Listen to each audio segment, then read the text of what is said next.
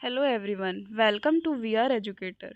आज हम चैप्टर 1 का सेकंड टॉपिक देखेंगे, इंटरनेशनल क्लासिफिकेशन ऑफ डिजीज़, जिसे शॉर्ट में आईसीडी कहते हैं। तो सबसे पहले introduction. It is an standard way of communicating health problems, cause of death for epidemiological purpose and health system management.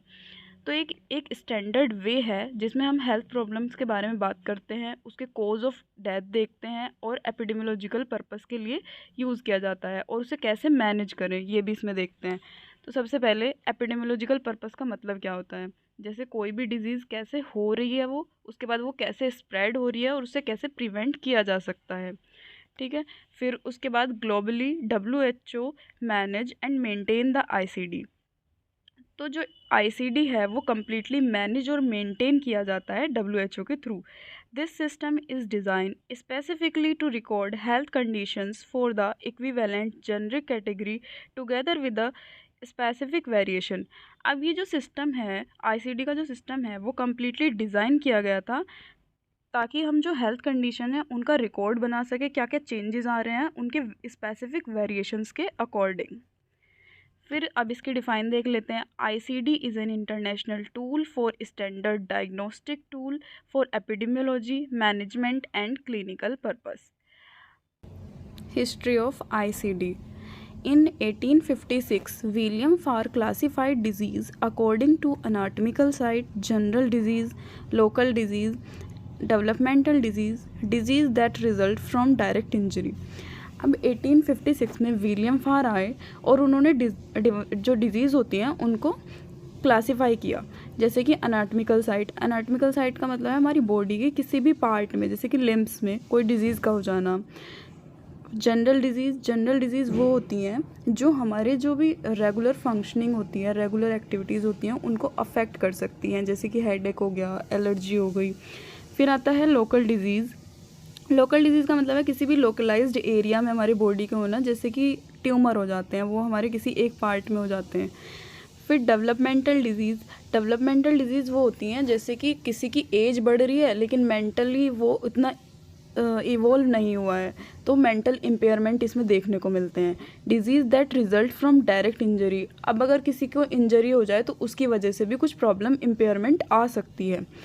अब देखते हैं in 1893 international statical institute give first edition of international list of cause of death. अब जो international statical institute था उसने सबसे पहले first edition निकाला और उसमें क्या था, कोज ऑफ डेथ लिखा था उसमें। फिर it revised and has been published several time in a series of editions to reflect the advanced in health and medical science. अब उसके बाद जब ये लिस्ट आ गई उसके बाद भी वो कंटिन्यूस रिवाइज होता रहा।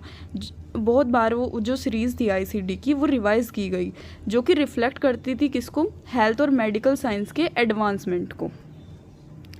In 1948, the sixth edition of ICD was published by WHO, and for the first time, morbidity data is included in the ICD.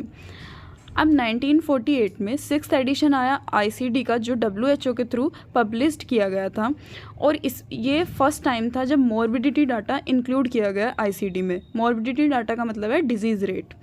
ICD-10 introduced in 1990 which include 22 chapters and each chapter deal with each disease।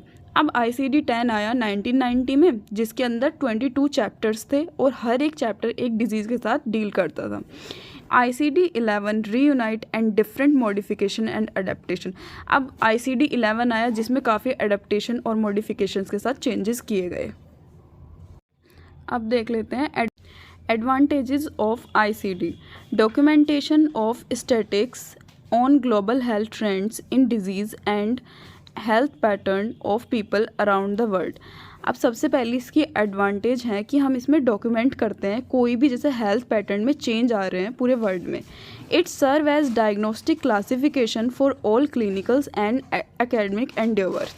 अब सबसे पहले ये help करता है किस चीज़ में, ताकि हम जो भी डायग्नोस्टिक क्लासिफिकेशन है उनको कहाँ कहाँ यूज़ कर सकते हैं हम, क्लिनिकल्स में भी और एकेडमिक पर्पस से भी। फिर उसके बाद it make it easier to store, retriever and analyse health data.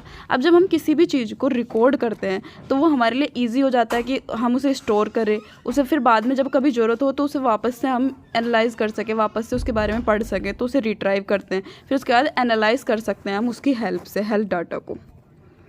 It allowed for sharing and comparing the health information.